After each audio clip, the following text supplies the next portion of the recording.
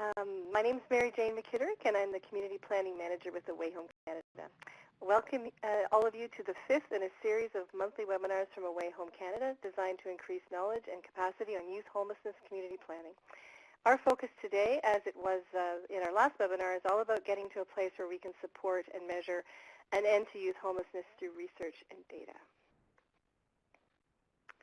I'd like to take this time to thank the Government of Ontario for their generous support of this webinar series and their commitment to increasing capacity of communities to prevent and end youth homelessness. I would also like to acknowledge that this series is in partnership with OMSSA, the Ontario Municipal Social Services Association, and the COH, the Canadian Observatory on Homelessness. And I'd like to thank Oksana, especially from the COH today, for all her support in setting up and running of these webinars. Away Home Canada is a national coalition dedicated to preventing and ending youth homelessness, and details about our coalition, partners, and recordings are all found on our website. Our presenters today are Dr. Alina Turner, who is the leading homelessness researcher and a fellow at the School of Public Policy, University of Calgary. She supports a variety of organizations to support human service system planning and integration, including plans to end homelessness and transitions to housing first. Dr. Turner also provides valuable content experience to Away Home. Dr. John Ecker is the Director of Evaluation at the Canadian Observatory on Homelessness. He received his PhD in experimental psychology, that's the social community stream, from the University of Ottawa, where he worked under the supervision of Tim Obrey. His research and evaluation interests include community integration, housing first, and LGBTQ2S, youth and adult homelessness. I'm the Community Planning Manager, as I mentioned, and I've been working directly with communities to develop youth homelessness plans since we began this work back in 2012, but my role this year is focusing on developing that community of practice for planning in Ontario and then scaling that across Canada. So our agenda today, I'll be providing you with a bit of information. If you've been on our other webinars, you'll know some of this. But the rest of the community planning webinar series and Away Home. Then we will have a quick review of the data dashboard, and Alina will take us through that. John really has an amazing discussion on data measurement for youth homelessness, and I know you'll all be excited to see that. And then Alina's going to talk about measuring progress, which is her specialization. After that, we will have a Q&A. I urge you all to write your questions in the chat box as you think of them, because that might be helpful. But we won't actually get to those questions until the end during the Q&A because we have a lot of content today. So our webinar series, as you may know, it's divided into two phases that build on one another and form a full curriculum. Phase 1, which ran from January to March, provides the fundamentals. And all those webinars are recorded and hosted on our website, and they're listed there. The link is at the top of the slide, but you can visit awayhomecanada.ca and navigate to the community planning section as well. Or you can search on YouTube. They're all there. Phase 2, we dig deeper into topics ranging from the one we're doing today, which is research, enumeration, data management, and demonstrating progress. But you can see there are many other topics that we're going to be offering monthly starting in September. So it's funders, systems integration, government policy, etc. So we'll go through that. Today's webinar, though, is the second in a two-part series dedicated to research and data in youth homelessness community planning. It's a big topic. We have a lot of requests for more knowledge on this and how to use research and data to understand youth homelessness. Today we will review the 4 pillars of the data dashboard that we introduced in our last webinar. And if you heard me before, you know I'm really excited about this 4 pillars and the data dashboard because it helps us to think holistically about all of the different pieces of research that are kind of out there and how to work with them together and integrate them. Then we will focus, today's webinar though, we are focusing on the second 2 pillars of the dashboard, data measurement and measuring progress. So to support your work, we're working on or enhancing a community of practice, and we have a lot of resources for that. One is the workspace on homelessness.ca. That is our forum where we can pose questions to one another, and I know there are loads of folks on this webinar who are on there, and there are folks from across the country and into the U.S. and other countries as well. So it's a great place to post specific questions and get responses. We also have a lot of resources on there. We have the webinar recordings, as I've mentioned, are on our website. on our website, if you go to awayhome.ca and scroll to the bottom, you can subscribe to our newsletter. That's also a great tool to keep up with and reinforce all the community planning news and resources that are coming out. We have a tools and resources section on our website that is really useful. Please go and visit that. Our toolkit's on there, but so many other things as well, research reports, other plans, frameworks, etc. And then what we're doing is we're bringing youth homelessness community planning to existing events. So for those of you in OMSSA, we will be at your event in September, and that's to be determined and announced over the next few weeks. So we'll have a session there. We'll do some work specifically with service managers. The CAEH in Winnipeg in late October will be there with a sort of extra content around community planning and government relations that I think will be very exciting for most of you. And then the Coming Up Together conference in February in Ottawa is a conference on youth homelessness prevention, and we will have some significant moments for youth homelessness community planning at that. So that's me. I'm going to now let you take it over, Alina. Please reintroduce or review our data dashboard. Sure thing. Okay. So thanks, Mary Jane, and welcome to everyone again. I wanted to give you a little bit of an overview of the data dashboard that Away Home is working towards right now in the 4 key pillars. And again, for those of you that attended last time, we went through the understanding and enumeration boxes, so the blue and the purple. And today's focus is on data management and demonstrating progress. So just to recap, the understanding component is really around the causes and conditions of youth homelessness. So we reviewed, how one would take on a local needs assessment, how one would take a look at best practices in the academic and great literature, connect that to local needs, and develop a plan moving forward around youth homelessness at the local level. And then around enumeration, of course, the point-in-time count by name lists were major topics of discussion, as well as some of the point prevalence counts came up as well, and how we can get a better sense of hidden homelessness, especially among youth, given that that is a very common experience for them. So those were the topics last time. If you're interested, just like Oksana and Mary Jane mentioned, those webinars are available online, so take a look at those if you didn't have a chance to catch them last time. And again, today we're going to chat about data management. So John's going to be taking you through assessment and program level evaluations and outcomes, and connecting assessment, case management, intake, and all the various tools that might be clinical or quasi-clinical in your practice to your community planning process and your community implementation process around youth homelessness. And then my turn will focus on demonstrating progress. So I'm going to talk to you about homeless management information systems and their role in ending youth homelessness, as well as performance management at the system level. So it's really around the topic of system planning and creating a coordinated system of care around youth homelessness, and how we can measure progress as a community, so at a broader level than just a program. But all these pieces obviously marry one another and need to be interconnected in your approach. So that's the overview of the data dashboard. I wanted to recap for you. And a couple of reminders as we think through the content material for today, and these are underlying values for the data dashboard. And again, the human rights perspective, and ensuring that whatever we do even in the evaluation data collection side, still has to align with that human rights perspective, that the resources and tools that we develop have a positive youth development orientation, young people are engaged in the development of these tools, and recognize the service provider and policymaker expertise and knowledge in this work as well. And of course, embedding cultural competency, especially around Indigenous, LGBTQ2S, and ethnocultural communities in this work. So that's the recap, and I believe we're going to turn it over to John for his slides. Okay, I'm not sure if this is where you start, John, or not, but feel free to button about. Perfect. Thanks so much, Alina, and thank you, Mary Jane, as well.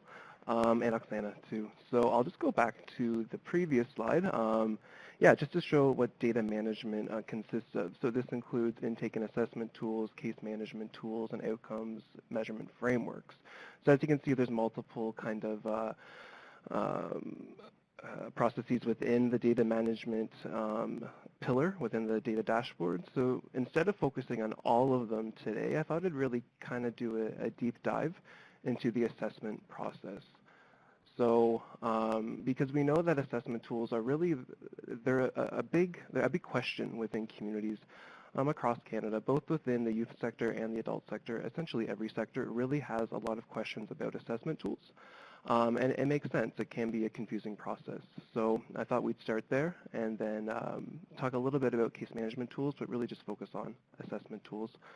So what are assessment tools? They're really a key resource to help determine the needs of youth, program eligibility requirements, and priority setting. Whenever possible, the use of existing, well-standardized and tested assessment tools should be considered. You should also really consider the burden upon those who are being assessed, so the youth themselves, as well as the assessors, because it's a major consideration, as you don't want to burden both who is conducting the assessment and who is being assessed. So you're really looking for brief scales. They're preferred over longer ones. But really, what makes a good assessment tool? And this is a question that we often get asked. And I'm really going to kind of do a deep dive into some previous work that we've done with assessment tools and screening tools, but within the adult sector. So as part of this process, we were looking at what really makes a good tool, and these learnings are really applied to the youth sector as well. So we found a criteria developed by the U.S. Department of Housing and Urban Development, or HUD, that provided some recommendations of what a quality, good, standardized assessment tool looks like. So you can see the link there for future reference. But they listed 9 universal qualities that assessment tools used for a coordinated assessment process should include. So I thought I'd go over them in kind of great detail just to really show the work involved in developing the criteria for what a good assessment tool looks like and potentially how you can vet assessment tools that you're using against these criteria as well. So the first one is that the tool should be valid. This makes sense, right? The tool should measure what it is intended to. And this is kind of like the back-end work in developing these tools. So the tool should be evidence-informed. Essentially, the tool shouldn't come out of thin air, right? We should be looking at these tools. The tool should be framed in the literature and best practices. The tool should also be tested to ensure that it is appropriately matching people to the right interventions and level of assistance. So is the tool actually doing as intended? I think this is a really important step and something that's also involved in the development of the tool. And the tool should be responsive to the needs presented by the individual being assessed and should make meaningful recommendations for housing services. So once again, these tools are set out for a certain purpose. Is the tool matching, or is the tool meeting this purpose, essentially? And this is a standard practice for any kind of assessment tool. When you think about tools that are used in the health sector, other sectors as well, they should be valid as well. They should also be reliable. So the tool should produce consistent results, even when different staff members conduct the assessment or when the assessment is done in different locations or conditions. So you want to be sure that the assessment tool, regardless of who is actually doing the assessment, you should be getting consistent results because you want to ensure that one staff member in the morning is going to do the same, will have the same results from a staff member in the afternoon, you know? So really just ensuring that the tools have a good standard quality in terms of their reliability. The tool should be inclusive too, so the tool should encompass the full range of housing and service interventions needed to end homelessness. It should also facilitate referrals to the existing inventory of housing and services. So kind of related to coordinated access, the tool should be able to place individuals in appropriate housing conditions based upon how they're scoring on the tool. And the tool should be person-centered too, and this is a really important factor, especially with youth. So put people, not programs, at the center of offering the interventions that work best. So really thinking of the tool in person-centered language. The assessment should provide options and recommendations that guide and inform client choices as opposed to rigid decisions about what individuals need. So client choice is really important, right? As we move to a housing first philosophy, housing first model, we need to ensure that client choice is really put at the forefront.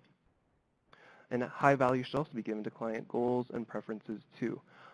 We know that these tools can be used effectively to really just emphasize that choice piece too. So what do youth want to achieve, and how can the tool reflect that? And as we said earlier too, tools should be user-friendly. So the tool should be brief and easily administered by non-clinical staff, so by members of your agencies. The tool should be readily accessible and usable as well.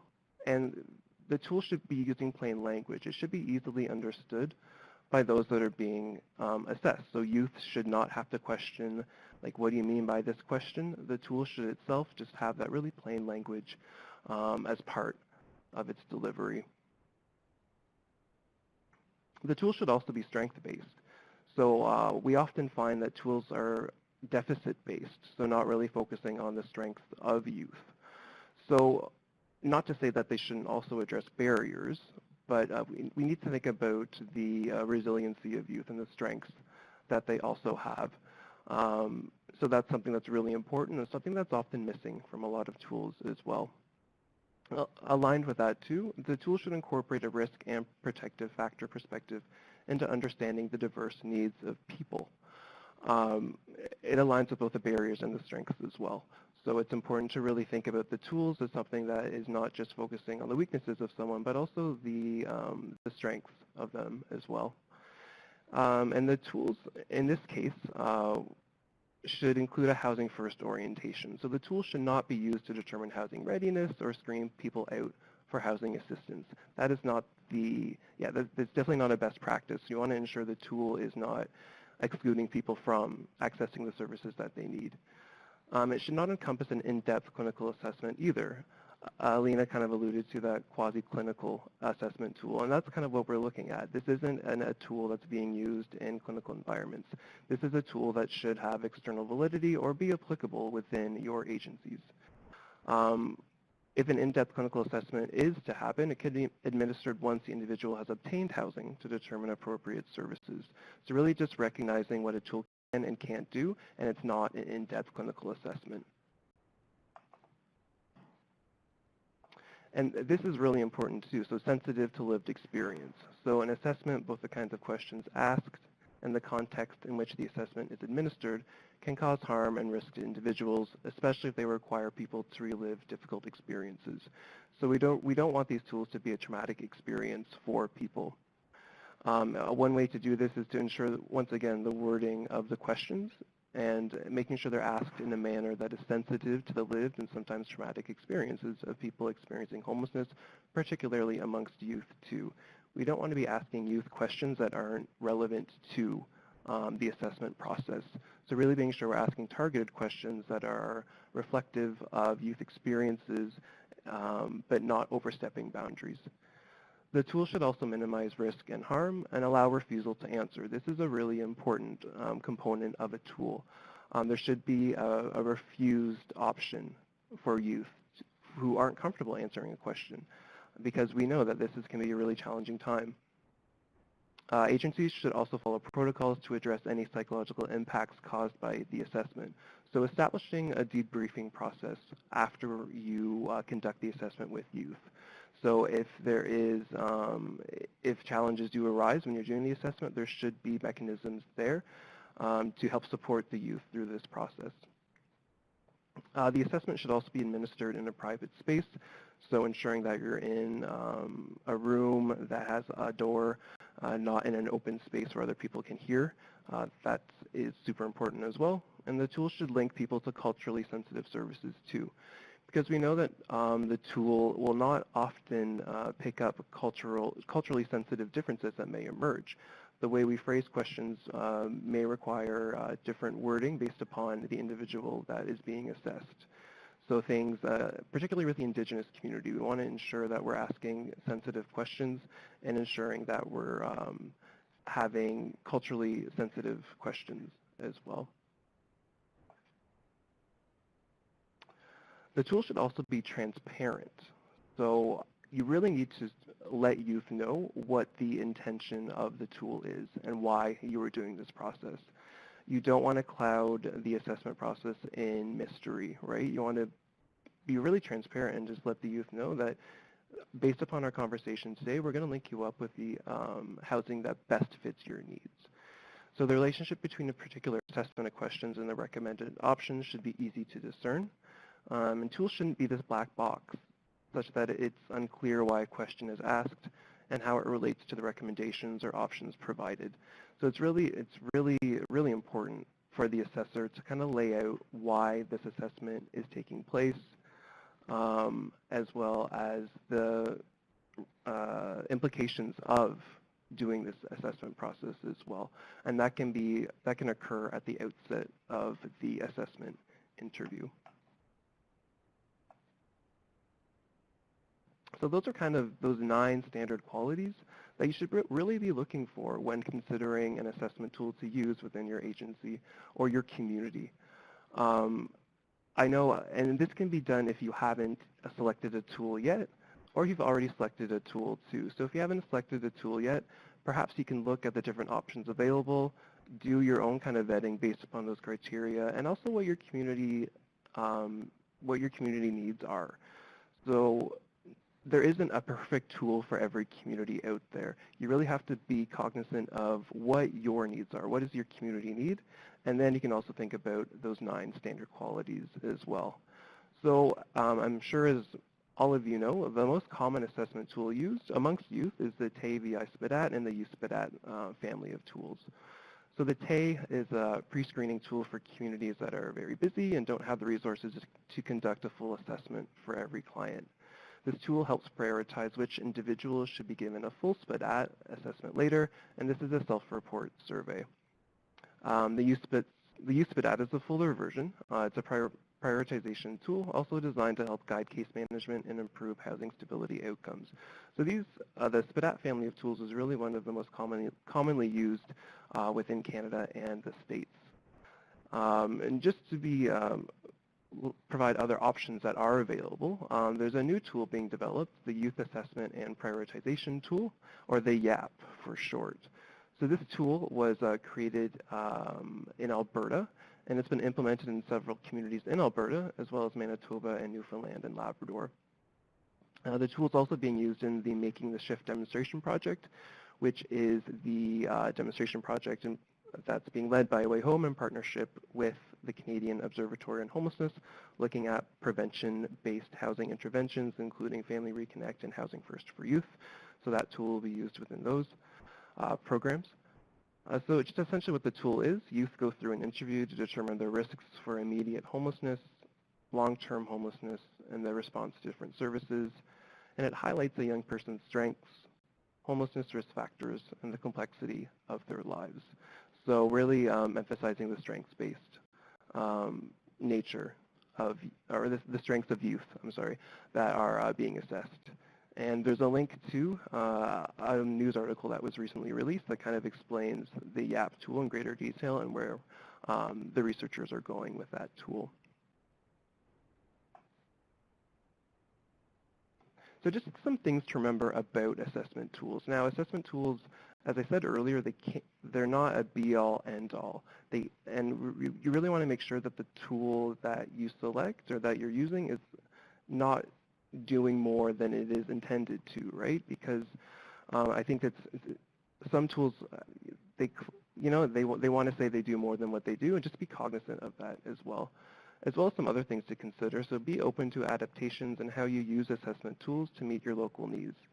So assessment tools supplement all of the other information you're collecting through contacts with clients, so with youth, and other service providers. So as I said, assessment tools aren't the be-all, end-all. You also need to consider a lot of other information when considering housing placements, these kind of things.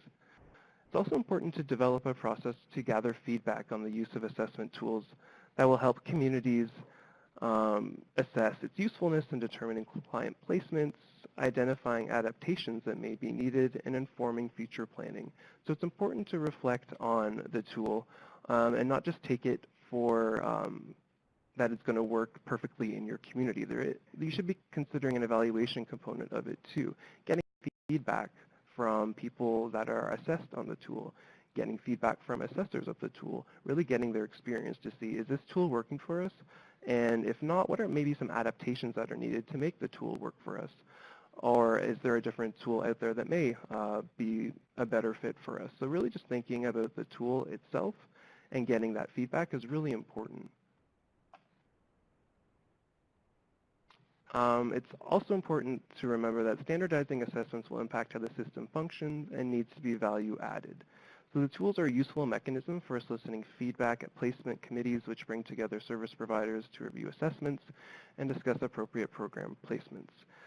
Placement committees allow for ongoing dialogue and sharing of information above and beyond the assessment tool. So that's the place where you can take that supplementary information about the youth and discuss it amongst a placement table. So you can take that information as well as with the score from the assessment tool or the rating that's received from the assessment tool, and really develop like a comprehensive understanding of the youth to really understand where the most suitable housing placement could occur. And these three things to remember about assessment tools were taken from the report that we created within the adult sector, with the link you'll find there, but it's also obviously applicable to the youth sector as well. So it's just being cognizant of what assessment tools, where they fit in within the system, but also recognizing that there are other avenues that are required, such as supplementary information, in doing that housing placement. So I think I just have this last slide to finish up. As I said, there's a lot of components within the third pillar, but I did want to briefly touch upon case management tools as well, because they can be viewed as different than assessment tools. So case management tools can help identify the strengths and challenges of youth, the goals and preferences of youth in terms of housing and supports, and the appropriate level of support that is required. So something a bit of overlap with assessment tools, but it's more about goal planning with case management tools. So what we want to look for is a strength-based tool that incorporates a client-driven stages of change approach. So thinking, once again, that strength-based language is coming through, and that's super important. So just recognizing the strengths of youth and really just working from them as well. Some examples of case management tools include the SPDAT as well as the Outcome STAR. So if we had a lot more time, it'd be great to really dive deep into case management tools as well as program level outcomes. But I think given the time limits as well as just really establishing what a good assessment tool is, because having a good assessment tool will feed into these other processes, I think those are conversations for a later date. So I will leave it there and turn it over to Alina. Awesome. Thank you. That was great. I learned a lot today. So it's always good when the presenters are learning so much from each other as well. So thank you for that. On my piece, I wanted to focus on a couple of things that bring us kind of a step up from the program level analysis that we just went through with John. So my piece is really around system level indicators, the community regional analysis, and then tracking progress at these levels as well as at the national, provincial, territorial level. So let's get into this a little bit further. So the more common language around this component is to speak about performance management, and not just performance management from a contract monitoring perspective, but truly in terms of system level and community level outcomes that tell us whether we're working together towards common objectives and drive plan targets forward. So it's taking us, like I said, a step up from program to system performance management. So the whole purpose of this is to evaluate a system's impact, and if you're not familiar with what I mean when I say system of care or homeless serving system, it's really the the coordinated approach in a community that is made up of diverse programs and agencies working towards the same goal around similar target populations. And it is a nebulous concept in communities that don't have a well-articulated system of care, or they're at the beginning of formulating that system of care, but it's, again, essential to creating that system map so that you actually know who's contributing to the performance tracking and to the actual system performance towards these goals. So we're assuming that you're familiar with the concept of system planning and system mapping in your community when we talk about performance management, because you really can't do performance management at the system level if you don't know what a system looks like in your community. If you don't, then it's not uncommon, especially around the youth sector, because it truly is a work in progress for communities to articulate exactly what the boundaries of the homeless serving system are. And again, when it comes to youth, given that diverse funders and diverse purposes and funding sources and jurisdictional boundaries come into play, it becomes even more convoluted. So having said that, if you truly want to end youth homelessness, it's important that you figure out what these boundaries are of the system and what the different roles of the key stakeholders are within that system in terms of moving the needle on youth homelessness. So that's why this notion of articulating what the system aims to achieve is so critical, because, again, once you have clarity on the components of your system, then you can articulate that system's goals and work towards them. And then, of course, you can track that performance over time so that you have a visibility of everyone's role within it, the sector or within the system of care, and have a sense of accountability and transparency that you're all doing your part as again, part of a greater whole. The other piece around performance management, when it is done well, is that it empowers those that the system aims to serve through participation and quality assurance activities at the program as well as the system levels. So we'll get into that a little bit further on, but it speaks to this value of engaging youth in all of these activities, and that these performance management activities do not need to be devoid of youth participation at all levels, from our conception of them to the analysis of the data to what data elements we're even collecting, for instance. Those need to be aligned with the lived experience perspective. And then lastly, performance management promotes service integration across the sector and with mainstream systems. And this is particularly relevant to addressing youth homelessness, where child welfare, child intervention services, education, corrections, police, etc., have such important roles within the homeless serving system and within the youth serving system if that is a separate entity in your community as well. So we need to articulate where our system begins and ends, and these other public systems connect, intersect with the nonprofit sector. And in some cases, they really are the same. There is no distinction necessarily in practice. Okay, so the next piece is around performance indicators. So getting into more of the technical work on this, when a community develops systems approach to addressing homelessness that's grounded in this idea of system planning, and they do a map of the various services and the various components, how they articulate with diverse stakeholders in government and other public systems as well. The next part is around articulating what performance looks like for all of these components. So what does a successful program performance indicator show you? It obviously would need to align with client measures around success, and how you define success is going to be distinct. There's going to be some similarities between adults and youth, but there's also going to be some distinct pieces around what it means to be successfully housed for a young person versus an adult. So here's where we really need to be smart about the indicators that we choose and what the threshold of success looks like. right? So a length of stay, for instance, of 5 years in a supportive housing program might make very good sense for a chronically homeless serving permanent supportive housing program, but it's not going to make very good sense for, you know, a 19-year-old that is then needs that education and employment support to move on to other opportunities and other housing options as they age out, so-called, of the youth sector.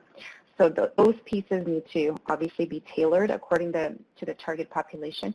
At the same time, we know that there's some program performance indicator categories that need to be there, that are telling us that we're measuring in the right manner and we're measuring things that are important to an efficient system. And again, these are the measures of success at the client level for program per program type. So an emergency shelter versus a transitional housing provider versus a housing first case management program. They're going to have very different indicators that are telling us they're meeting their objectives as program types that are distinct, but also programs that intersect as part of a greater system. Okay. So like I said, these are going to differ depending on program type, but they're going to tie directly to clients' progress in these programs. So either way, they're telling us how clients are faring as a result of the intervention. So another example might be outreach programs. So the purpose of outreach programs would be to connect to youth who may otherwise not enter the service system, and the outreach program's purpose might be to engage in family reconnection work or connect youth to and link to other resources or potentially stabilize them within their housing options that might be appropriate without entry into the shelter system, et cetera. So that is one way that an outreach program could contribute to the goal of ending youth homelessness. And then again, if we flip that to outreach programs that are more typically associated with, at least in large urban centers, with chronic homelessness and rough sleeping, you can see in those instances that the focus is very much on basic needs, so providing blankets, providing access to needles, rides and transportation to shelter during cold snaps, et cetera. Right? So it varies very much on the target population and the needs that are happening at the community level. But either way, the message is an outreach program will still track progress in some consistent ways towards to these positive client outcomes. Okay. So if you're, again, really interested in this stuff, we do go through it in the community planning toolkit through A Way Home. And it gives you some great examples per program type on what these indicators look like for programs.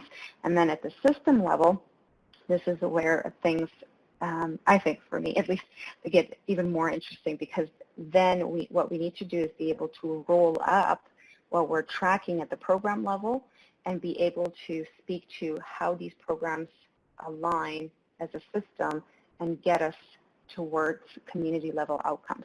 So some examples of these indicators are something very, very simple. Let's take the third bullet, destinations at exit. So where do youth go when they exit an emergency shelter? Where do they go when they exit your intensive case management programs? Where do they go when they exit your employment programs, et cetera? So something so simple as tracking the destination at exit consistently throughout program types, no matter who's funding them and no matter who's operating them, is going to give you some very valuable data around rates of recidivism and returns to homelessness, whether a program is particularly effective at moving, let's say, chronically homeless youth into stable housing situations, et cetera. So the other piece around these system performance indicators is that you can't just look at destinations and exit by itself. It's really going to tell you very limited information. It will be interesting, and a great coffee conversation about it if you're into that type of stuff, but the trick is looking at it in relation to these other indicators. So occupancy, length of stay, return to homelessness, income, interactions with public systems, et cetera. And I said these are just examples, right? You can have a whole slate of these.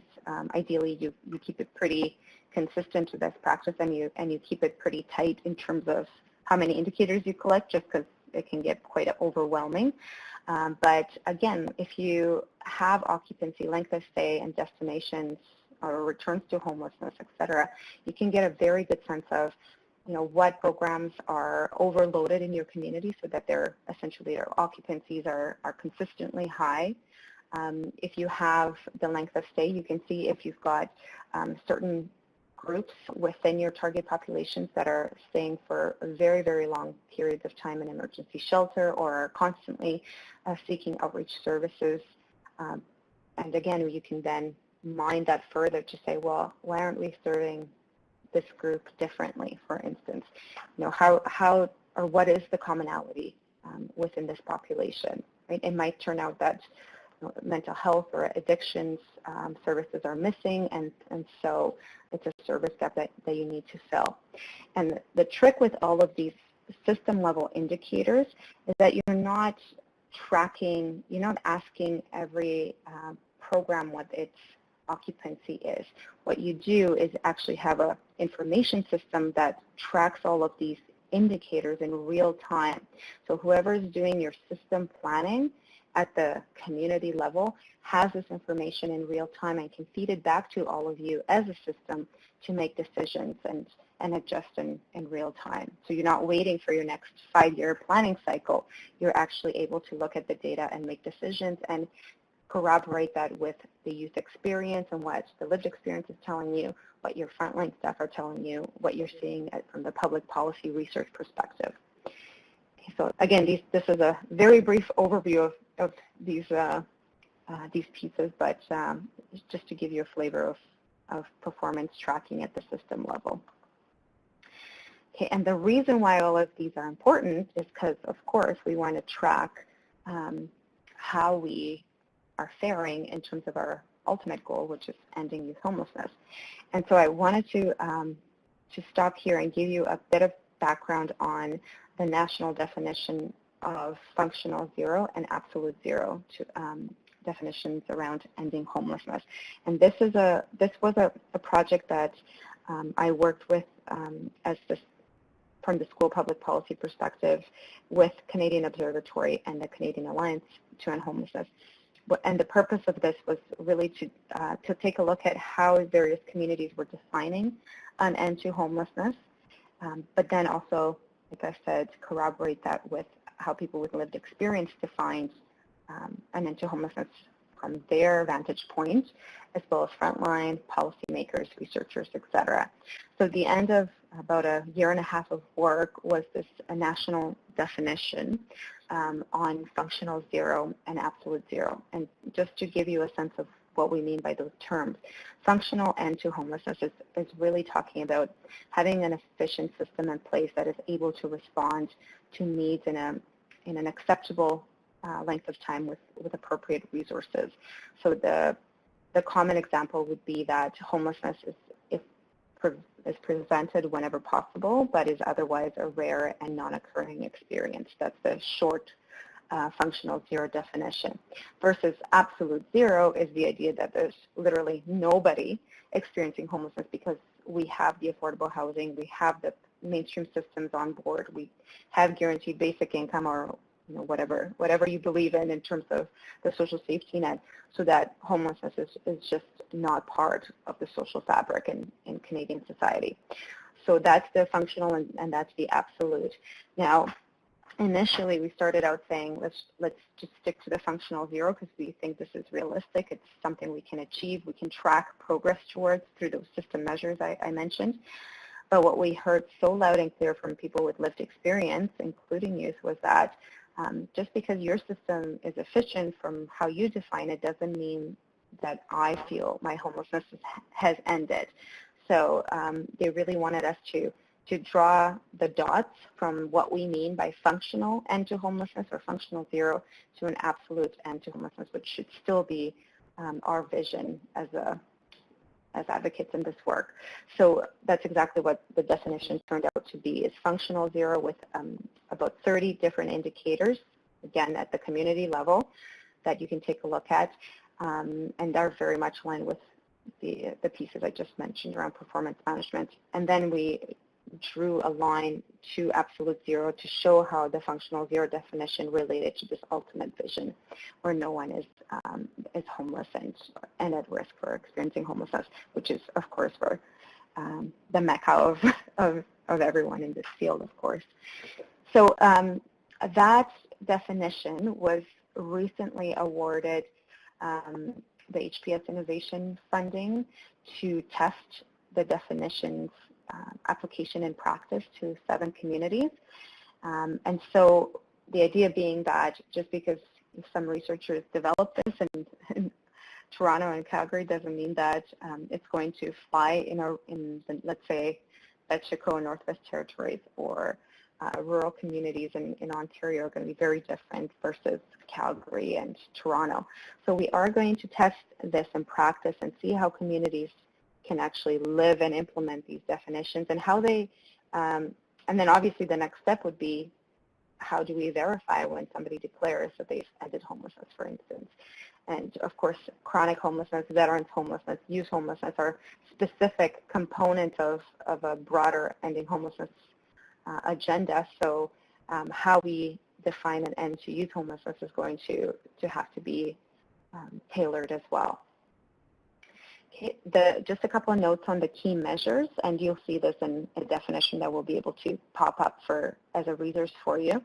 But there's the 3 key dimensions of functional and absolute zero, and the first one is the lived experience perspective, which says that a system, we can't say we've ended homelessness if a system is actually not responsive to lived experience needs, and that if lived experience are telling us that yes, they're housed, but they're housed in a housing that is dilapidated with rodents running around, well, that's not good enough, and that's not ending homelessness. So it has to meet some quality measures from the lived experience perspective to be valid. The next piece is the homelessness prevention system, or the homeless serving system, however you're calling that sector that is doing the heavy lifting and operationalizing housing first, emergency shelter services, transitional housing, etc. So we want to obviously see efficiency in that system of people moving through that are becoming homeless from shelter into permanent housing solutions, and for them to stay housed long-term, so that housing is well supported and connected to appropriate resources and community. And then, of course, we want to have the prevention on the front end, so people are diverted whenever possible, and family reunification services are in place, and especially for youth and young people, they're actually part of families and can stay as part of families where appropriate. So that's the homelessness prevention system dimensions. And then the last one is around public systems. So again, public systems, things like discharging from child intervention services into homelessness is a perfect example. So a measure would be, let's say, 70% of youth being discharged from your local Child and Family Services Authority without a fixed address and services to maintain housing stability. And that's year 1, and then by year 5, that number is now reduced to 20%. So you're moving constantly towards zero, that people are not becoming discharged into homelessness. That would be an example of a public system measure that's telling us we're getting to functional zero. And like I said, all of these pieces are available online, and we have worked with Away Home to tailor the definition for youth as well, just because there are pieces that are distinct from the broader homeless serving system.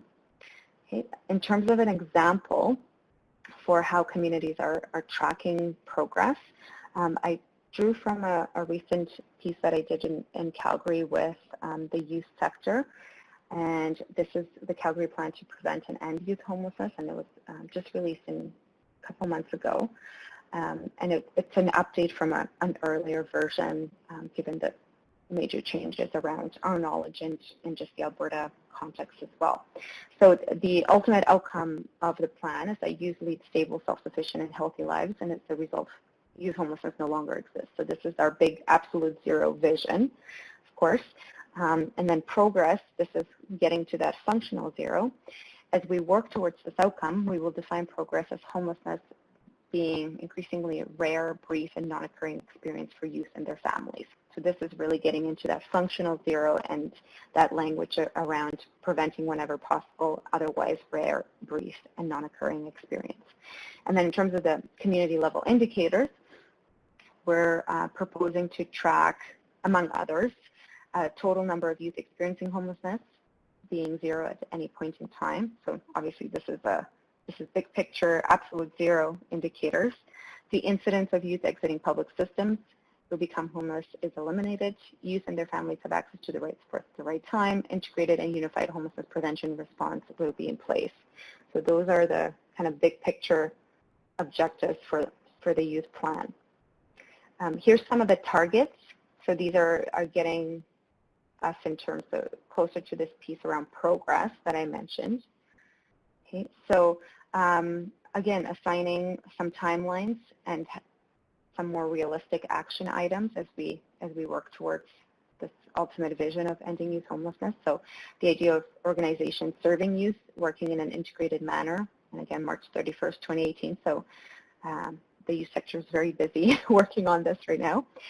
Increasing capacity of addiction mental health supports and treatment services to respond to youth in crisis, securing capital and operations funds to implement the plan, no youth who transition from systems of care experiencing homelessness, so that again speaks to the discharge piece, reducing the average length of stay of youth in emergency shelters to less than 7 days, housing options being increased for diverse youth, including LGBTQ, Indigenous, and immigrant youth. And then youth at risk of experiencing homelessness will have access to targeted housing and services. So this is tracking demand and supply of housing and services. And then an integrated and unified homelessness prevention response coming to fruition March 2020. And this speaks to that idea of having a system of care focused on youth homelessness, which currently we have as an emergent component of our broader social safety net, but it really does need to fully emerge as its own system of care. Okay, a couple notes around quality assurance here as well. And I think this speaks back to John's points around case management and clinical assessments and intake coordinated access work that might be happening in your community and in your agency. And to note that quality assurance processes obviously need to reinforce whatever you're doing for performance management and tracking. So you obviously want to have this promotion of service integration to enable program gap and priority for investment analysis to occur, and ensuring alignment with your Housing First and HPS targets. So the idea of quality assurance is to take kind of the qualitative aspects of your system of care and marry it to the numerical data management components that we just went through around performance management. And usually the way quality assurance happens is, in the youth sector at least, is we often get audited by our funders. So funders take on quality assurance work. The other components are accreditation bodies. So we're often part of Canadian accreditation, or I forget, CARF is another one. So they have standards of care that are telling us we're doing a good job, not just from a numerical perspective, but from a quality of service perspective. And obviously, if we're going to have an efficient system, we want to have consistent quality assurance practices being applied to the sector and within programs in the same agency. And this is particularly relevant when you have diverse funders with different expectations that create kind of a bifurcated approach within the same agency, where some parts of the agencies are being accredited and others are not. So that really creates some discrepancies in terms of service quality and staffing and service levels as well. So just a reminder here that all of these pieces need to be aligned, and that funders should really be looking at creating consistent standards of quality for our sector that are tailored to program types and align with our community goals around ending youth homelessness, because sometimes they surprisingly don't, or they become additional administrative burdens for us. Okay, and then I wanted to get into the Homelessness Management Information System, because this is truly the technological backbone that allows you to roll up all of the stuff that we've been talking about around these indicators on occupancy, length of stay, demographic information, even all of the pieces that John mentioned around case planning goals or case notes or assessment and tracking scores, right? So somebody, before they enter the program, scores X on the VI SPDAT or the GAP, and now every 3 months you track that progress and correlate that with other indicators that you're tracking through your information system. So just a bit of 101. I have about 10 minutes to give you a 101 on HMIS, which I haven't done before, but I'm hoping I can. So if you don't know what we mean by HMIS, it's just the idea that you have an online database, and that online database stores information about people accessing services, and it tracks those services in real time across your homeless serving system. So it doesn't matter who funds you, and it doesn't matter whether you provide emergency services or employment services or whatever you happen to provide as part of the homeless serving system for use. You're inputting data into the same system.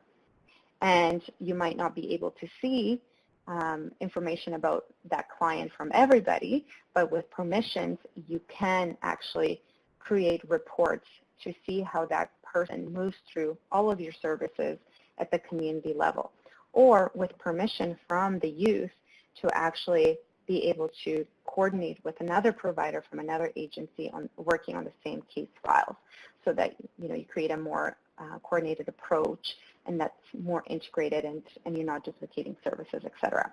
So this is kind of everybody's goal, and has been implemented pretty successfully in, I would say, in Alberta. It's been in practice since the has been coming on stream since 2008, I believe. So Alberta's there, Ottawa has HMIS in place. HIFIS is an example of an HMIS, and I'll get into that in more detail. But the idea, again, is that it helps you measure agency's progress reaching the goals of preventing and ending youth homelessness. So every time you see something coming out of a community level report that says, as a community, we've housed this many young people, or this many people altogether, and we've reduced public system costs by this much money, and we were able to keep people housed for this many months, blah, blah, blah. All of that data comes out of HMIS. So there's not really a separate process for going around to everybody and saying, how many people did you house? No. There's one database that collates all of that you can pull from for specific reports, et cetera. And that's the HMIS. Okay, so a couple more points around how it's used in performance management. And like I said, it provides you this real-time data for system planning. And I mentioned before, if you say see a sudden surge in demand, so increased records of new clients coming into your emergency shelter system, then you can start probing that data at the system level. So it's not the program that's trying to figure out, what's with these, 10 people that we've never seen before. Well, what if those 10 people are actually not new, but what's happened is another program has barred them, for instance? Well, you can see those relationships in a data set that's combined across service providers. And then you can start problem solving. Well, what's going on here? Or is it a program issue? Is it a funding issue? Is it a client level issue? And then start problem solving as a community, as opposed to a program reacting unilaterally and responding without necessarily having all the information on hand. So very important for that system planning work happening in real time. It also allows agencies at the program level and at the organizational level to track progress for clients. And you can also roll that data up per funder to assess system performance or just investment performance, right? Because not all, what I find is that funders actually don't fund the whole system. They only fund parts of that system. And so if a funder rolls up the data for only what they fund, they're obviously going to miss important parts of the system. And they might not even realize it. And I mean, I've been in lots of meetings where funders don't realize that they're actually not the big fish, that they're actually part of a larger pie, and they don't even realize that they're not getting important information and making decisions without or with major gaps. Even in agencies that they don't fund all of the programs that are serving the same population. So very important for funders to get on the same page in terms of HMIS tracking, ensuring that HMIS is an allowable or even sometimes a required use, and that data elements are recorded consistently so that we can actually roll up information regardless of funding source. Obviously, it allows for an unduplicated count of your shelter population, and it does so longitudinally. And I'll show you some screenshots of what this looks like in practice. And again, a fundamental infrastructure to track how people move through the homeless serving system. And yes, when we talk to people experiencing homelessness, they do express concerns in terms of the rollout of HMISs and whether that's going to be, or whether HMIS information is going to be used to their detriment. So for instance, using information in HMIS to restrict service to or bar people from service. And to me, that's not an HMIS issue. It's a quality assurance issue, and it's an ethics and performance management challenge. But overall, when we talk to people in these systems where HMIS has been implemented, they report that they've experienced an increase in their sense of privacy and ownership and control over the data they provide. Because in instances where HMIS is not present, it's often reported that clients don't have access to their case files and don't have a sense of control over the information that's being shared about them. With HMIS, because it's an online and it's a technology that's web-based, et cetera, and it's auditable, you can actually track who is looking at the case files and to what purpose, and then clients can actually determine what staff has access to what data about them or what information about them, which we don't have the option to do in paper-based systems. Okay, so a couple of benefits, and again, it's going to be an overview. Service providers, we're going to be able to coordinate services better within the agency and with other agencies working with the same clients. We can measure client outcomes. We can prepare financial and program reports for funders, stakeholders, et cetera, and analyze performance of programs and agency impact. For program participants or youth, it's decreasing your multiple intakes and assessments at every service, so you're not doing the same thing over and over again, telling the same story, getting spit at it everywhere you go, or yapped, or I'm not sure what the term is for that. Streamlines referrals so that you can best match your needs in real time. So without HMIS, it's really, I wouldn't say it's impossible, but it's really difficult to do coordinated access well. HMIS is kind of the backbone to do coordinated access. And then obviously coordinating the case management and service delivery across providers, and it helps you screen for eligibility criteria. So you're not sending youth to programs that they were actually never eligible for, or where programs never actually have space for them. That's another frustration.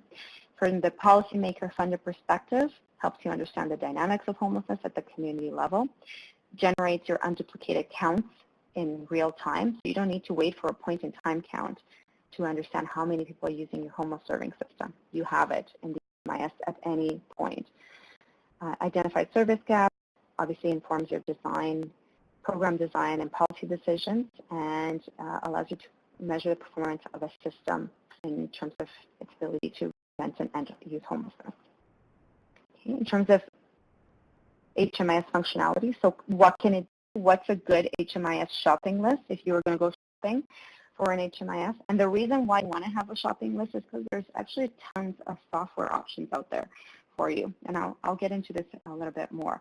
But HMIS is generally, regardless of software provider, can do this for you. So they do client intake, they do coordinated access, case management, service tracking, outreach tools, resource directories, online referrals, eligibility and screening for programs, their daily bed and unit register, caseload utilization and reporting, interagency data sharing capability, custom fields, custom and canned reports, and then user levels, and that's to do with privacy, so that certain staff are able to only see certain pieces of information depending on their relevance to service delivery or their hierarchy within the agency. Okay, some examples, and like I said, there's a lot of examples of HMIS softwares, and the best way to explain this is like it's like your operating system. So you need an operating system, you need a software platform for your computer. You can use Windows, or you can use Apple, or whatever your fancy platform might be that I don't know about. So that's the same thing as HMIS. HMIS is not a thing in and of itself, it's just a concept. So in Calgary, for instance, the HMIS there is Service Point, which is delivered by Bowman Systems, that's the company.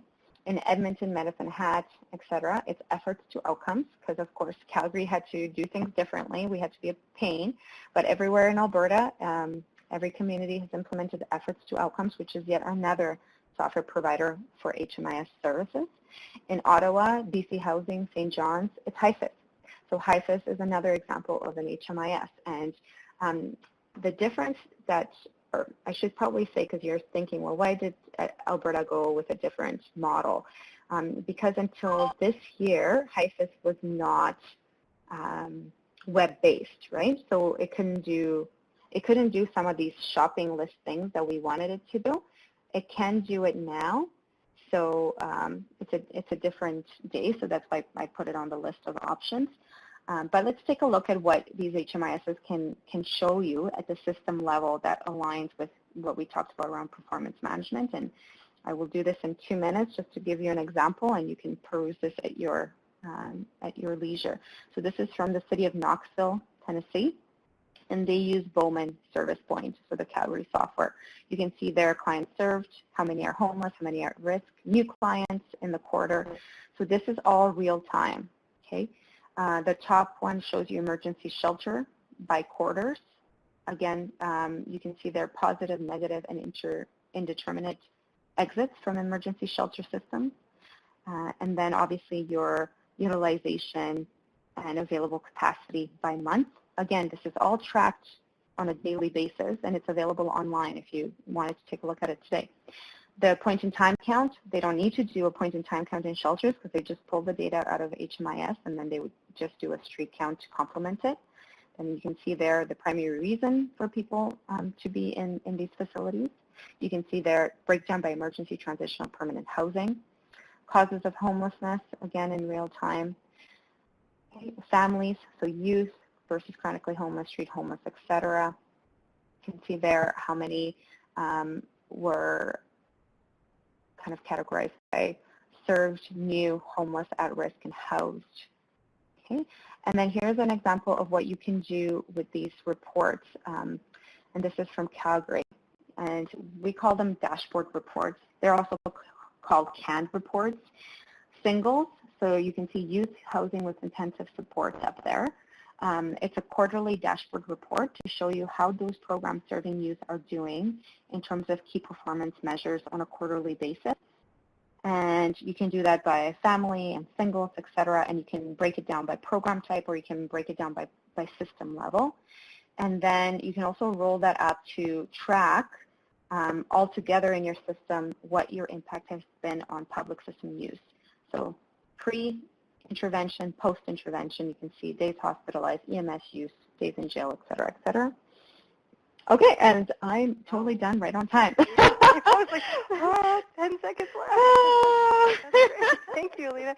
Thank you so much to Alina and John. And I should have mentioned right off the top that actually Dr. Stephen Gates was supposed to actually deliver part of this webinar, and he was unable to attend today. So we're sorry that he couldn't, but his colleagues, Alina and John, are both, they all work really closely together, and so I think we've got, it was great. But I did want to mention that, and I apologize for not saying it off the top. So I'll say thank you to our supporters, however. Again, the Government of Ontario and our partners, the Canadian Observatory on Homelessness and OMSSA. And And I would love to open it up for questions on our chat box now as well. We do have one that may have been already answered. It says, is HMIS available for any community or organization for free, or is this a system that must be purchased? Good question. I think you kind of answered that, but yeah. Well, tricky. It's a really tricky thing, actually. It's actually, I would say, it's a political thing. Okay. So, so let's go to Calgary and Edmonton because they use, and again, there's other examples. In the U.S., there's like 400 and some communities that use HMISs that are of all different permutations.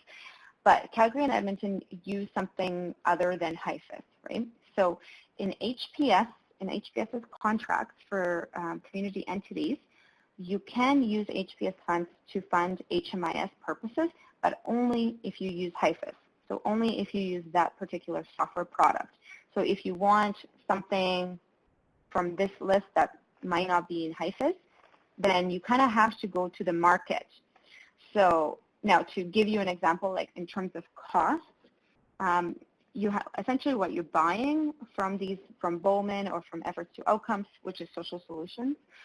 You're buying user licenses. So what your user licenses buy you is just the same as you would for your Windows, right? Like where you're getting somebody to keep the software up to date. You're getting new versions. You're getting access to canned reports from other communities. So if somebody pays for something special in Knoxville, Tennessee, as a user of the same software, you can get that report applied to, wherever you might be.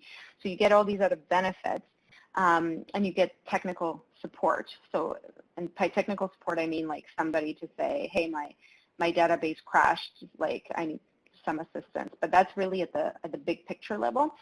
So these licenses is what you purchase from these private sector providers. Some of them are nonprofit social enterprises as well, so I shouldn't kind of characterize them all as private sector, but they're fee for service, essentially. If you're thinking, well, how much does that cost at the system level? So for Calgary, it's around $125K, but it's per year, but it's for like 900 users, right? So it's a really big implementation. So at a program level, you're looking for like, depending on how many staff are using it, right? So it's a couple $100 a year per user. So, depending how big you are, $1,500, $2,500, that type of stuff. It's when you roll it up at the community level that the costs get in that $100,000 mark. But that's where you get into bulk purchasing, right? So we're all going to Costco together. And that's kind of what Calgary did, is they said, here's our RFP. We're all moving to HMIS. And they asked bids from everybody, including HIFIS and Efforts to Outcomes and Service Point, and they asked them to bid on their business as a community. And so everybody had to show how they met the shopping list, and then Calgary Homeless Foundation, who was kind of leading the charge on this, then started harassing Service Point for better deals because we're bringing so many users. So that's one way to deal with it if you go with one of these providers, and you need to do your homework, and you need to honestly just do a really, really good job in terms of screening as a community and make sure that whatever you choose meets all of your needs, because it's not going to meet, every single, wish list, but it needs to meet at least 80% of them for all of you as a system, right? So you got to really look beyond the agency level and look at the benefits of this from a community perspective. In terms of HIFIS, however, HIFIS is you don't pay a software license because it's funded through our tax dollars, right? So that would be kind of a double dip. So HIFIS is you don't have a cost for the licenses. Now the trick to all of these is like it's not just software licenses that are costing you money. It's really like some agencies are on paper. Some of you don't have computers to actually operate these software products. You don't have the security systems. You don't have the IT support. You don't have the technical assistance from an implementation perspective. So that's where the costs really come in, and that's where it's really tricky. If you are only reliant on HPS money, then you kind of have to go with HIFIS, right? In Calgary and in Edmonton, we had provincial money, so we had flexibility. We just HPS is a really tiny part of the budget. So we just used our Alberta provincial money to purchase whatever we deemed to be best for the community at that time. So that's the thing about this being free or not free. I mean, overall, it's not free. Even HIFIS has costs, right? Because it's staff time and who's going to be in charge of managing the system and training and all of that. All of those things need to be accounted for in your implementation. Sorry, long-winded answer. Oh, it's good though. Thank you. That's really okay. Appreciate that helps me too. I think Ashley's still typing there. That was her question. So I'm wondering if she or he, I should say, oh, okay, we're good. So Robin Perry asks, I'm wondering about examples of how youth have participated in quality assurance activities at both the program and system level. Ooh, good one. I can start and John can chime in, and I'll just speak from my experience. I mean, so the traditional way is when you do your program monitors or your quality assurance activities, you engage youth as part of that. So you'd have focus groups and you do interviews with participants in the program. You would do surveys with them, and that can be done at the program level. So you can hire an evaluator externally to do all of these pieces. Or you can do that at the system level where you have either the funder or a funder-assigned evaluator to do this across agencies. And so in those instances, I wouldn't say it's a passive approach, but it's kind of a after the fact, right? So we've implemented our program. Now we want to know how you feel about it. So you can do site visits with youth. You can do interviews in their homes. You can send out surveys to everyone who's been through the program to get their feedback that way, and then collate that and develop your reports. I would say a more kind of intentional way would be to involve youth in the development of your evaluation framework from the start.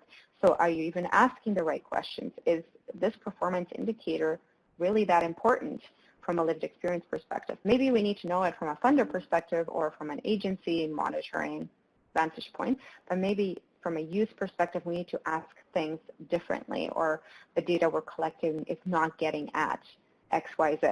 So that's why if you remember my point about the lived experience in the 3 circles in the dimensions of functional zero, the first one is lived experience. There's a bunch of indicators in there that have to be incorporated from the start that align with what lived experience told us is important. So the way you would engage youth in that process is that they can be part of the steering committee that's leading the evaluation work, so giving advice on the methodological approach.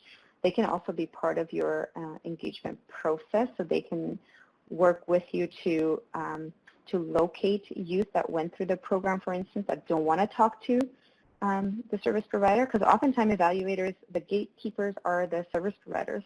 So as external people, we rely on the service providers to kind of get the word out that we're in town and are doing this evaluation. Well, that's obviously going to be a biased sample, right? So if you have a lived experience kind of ambassador to work with you, then you can have that lived experience person actually reach out through their networks as well and create a kind of a safety perception, or increase the safety perception that it's okay to talk to you. And so this is one way that I got a hold of youth that were actually barred from services or didn't like the program and were evicted from the program. So kind of like the negative sides of things that are hard to get at. The other one is just being really open in how we collect information in these performance management processes, so that we're not just doing the traditional interview work, that we're also open to using social media and even like web conferencing, like FaceTiming. I've FaceTime interviewed youth. Some youth had anxiety disorders and were really nervous, so they wanted to do things by phone.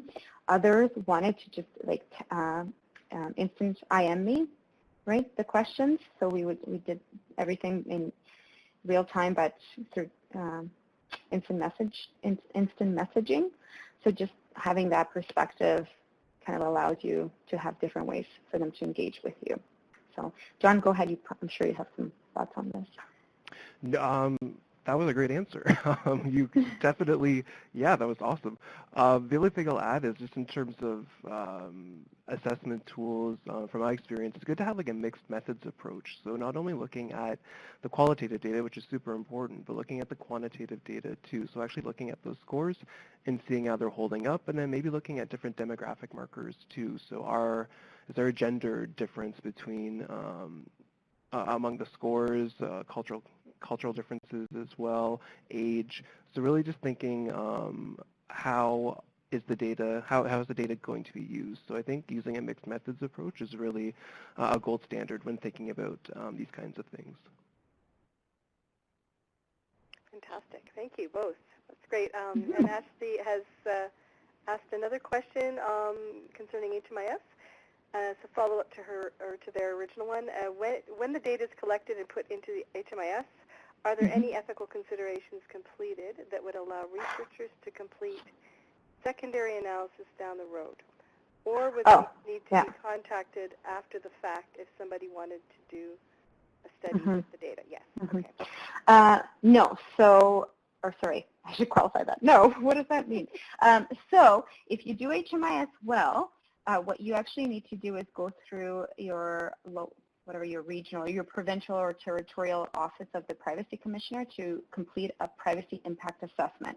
And a PIA, for short, kind of walks government through, or the Office of the Privacy Commissioner through exactly how you're dealing with privacy and ethical considerations. So obviously they're more concerned around privacy and data storage, data security, all of those pieces that are very much entwined with what you're talking about here. And one of the requirements is around the use of data that's being aggregated on the back end of the system. So really, if you look on the back end of HMIS, it's a giant data file with unique identifiers as well as actual personal information like names, DOBs, date of birth, gender, et cetera, But in your ethics process and in your consent process with each person whose data is being entered into HMIS, you have to disclose the usage of the data. And one of the allowable uses is secondary analysis for research purposes. So up front, you ask for that permission for them to be even part of the system. Now, the reason for that, or the protections on the back end for that, is that whoever is managing your HMIS, it could be a funder, it could be the community entity, it could be a research nonprofit, whatever. Somebody is the HMIS manager on behalf of the community to keep track of all this stuff. So that entity would enter into an agreement with an academic body to share the data for particular purposes. Oftentimes, that agreement needs to also be approved by key funders whose data is being shared. So that usually includes the provincial government. They have their own system to allow for that secondary data analysis to occur. So and the onus is really on the researcher to do this legwork. It's not crazy. It's about a day's worth of work, in my experience. But essentially, you have to tell government and the community entity what data exactly you're looking for, and then to what end, and then have some kind of process to feed the report back to them to ensure that the interpretation is done accurately, et cetera, et cetera. So there's some kind of considerations for you as a researcher when you get a hold of this data. But if you have a really good relationship with these entities, I find that it's not a huge deal. But they're covering their bases. And the other piece that they do is they de-identify the data, which essentially means you get a giant spreadsheet that only includes the data fields that you requested, and you don't have any of the actually identifiable information. So you don't get any names, right? In some cases, you don't even get DOBs because they can be trackable as well, or you can develop, anyways, blah, blah, blah, technical. Essentially, you get unique numbers, like just numbers, and kind of the gender, whatever, age, 15, whatever, 18, et cetera, et cetera.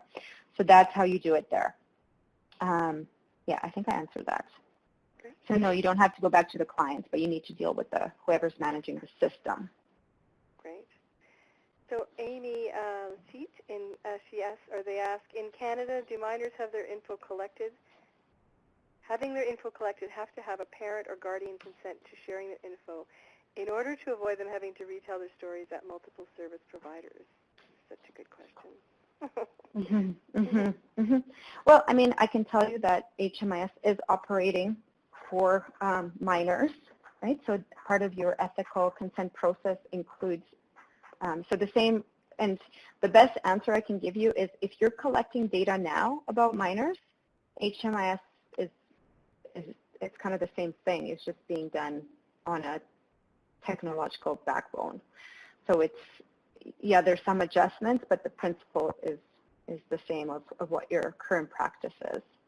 So I don't know if you can share with us what you guys are currently doing with that, with this issue, because it's different in various jurisdictions, how what's expected for minors in terms of data collection.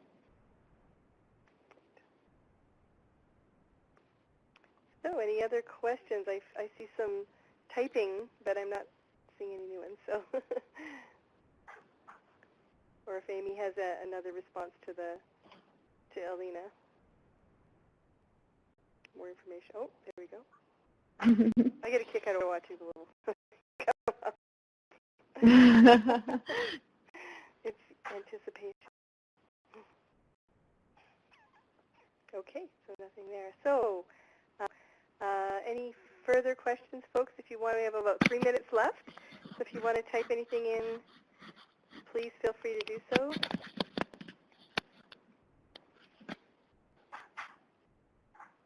Yeah, I'm interested, like, since we have 3 minutes, if folks can throw in, just type in your text box there, if you have an HMIS, just throw in, like, your city where you are, if you have HMIS.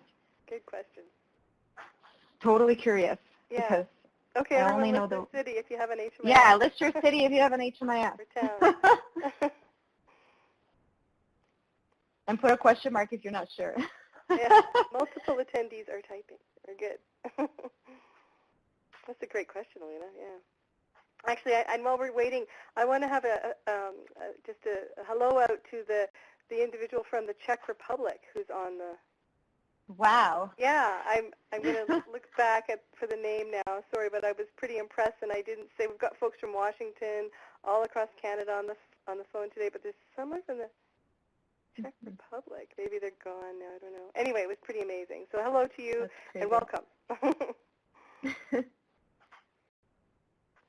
Okay, so we're starting to hear Chatham, Kent, Niagara region, Buffalo, New York, and they're starting to list. So Chatham is Hifus, Niagara is Hifus, Buffalo is Bowman, Hamilton is Hifus, Waterloo. And I think Waterloo is Hifus as well. I believe so, yeah.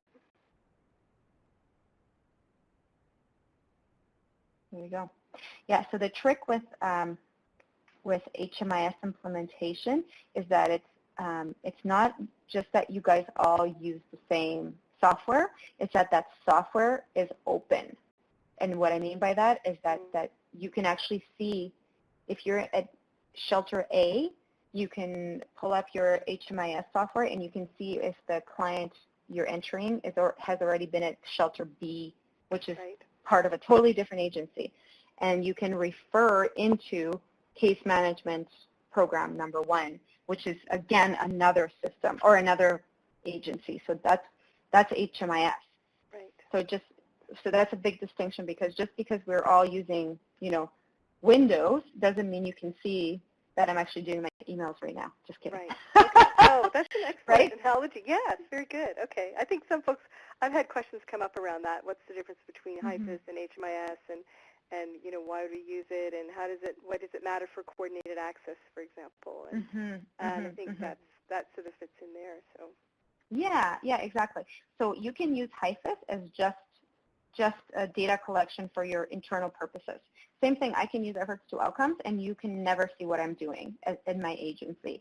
The minute efforts to outcomes or HIFIS is implemented across our community, and we put down the firewalls, and we can see in each other's databases, and we can use it as an HMIS, then it's an HMIS. Okay, fantastic. Okay. Right, and Amy's responding back. They say, so in the U.S., if a minor presents for services at a coordinated entry point, then the other agencies can potentially gain access to their information. So have had youth advisors say they wanted to be able to say, yes, give access to a variety of providers so they can all access the same data without re-traumatizing the person. Right, the young person. So that's what we're going for. Problem being that someone has to consent to that data sharing, and minors can't consent to that. They need a parent or guardian to do it. Of course, protecting youth privacy is crucial, but we'd love to find a way to allow them to restrict and consent to certain information being shared for their benefit. Okay. So do you, so is there an age of being able to provide consent? Because it's like when you say minor, I'm guessing you mean 18. Like we have some provisions around age 16, for example. Most places it's 18. There you go. Okay. So does anybody from elsewhere in Canada want to chime in on how you do it at your regional level that has come across this? Because I mean, I can answer this a little bit, and you guys can chime in as well. But one option that you might have, Amy, is if you are able to create an anonymous record at all, so that you're able to enter the data without the full name of the client. So that might be something you can pursue. If you use Bowman, then I'm sure you can do that. So I'm not sure if that messes up your system too much, if you have too many youth that fit in this category or not.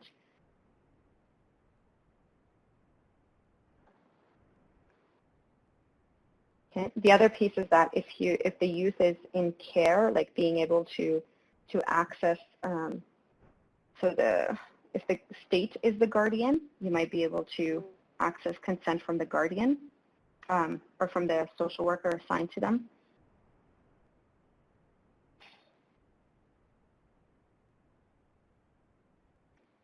Okay. And then again, we have some flexibility here, because if youth are unaccompanied youth and they are requiring these services, and it's for the benefit of the youth, and it's done with their informed consent, and we're documenting all of this stuff.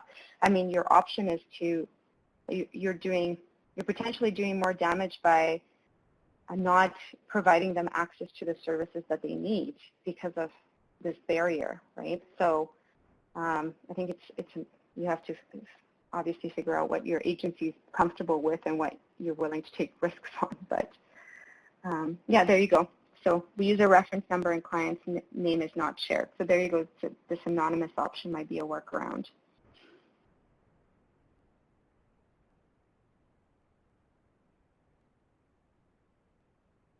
Okay, and then she says, if the data is de-identified to a point where the youth is maybe only given a number of some sort, would it no longer be of an ethical concern if there is consent about the data being released? Well, we always have to say we're not lawyers on these kinds of questions, and you want to check with your HMIS lead in the community because, again, we don't want to get you in trouble. What might work in one community might not fly in yours, especially when we're talking about ethics. But yeah, it would be difficult to share the reference number amongst agencies. You know what? Let's take it away and see if there's some good examples from Canada of these workarounds, because I mean, I know we do it in Calgary and all the time. So how about I check? I'll throw this back on our. Actually, good way to get people on the community workspace, right? Right. So look for a response from me, at least from communities that I know are dealing with this successfully on the community workspace on homelessness today or early tomorrow. We actually have the community planning channel within the youth. There you go.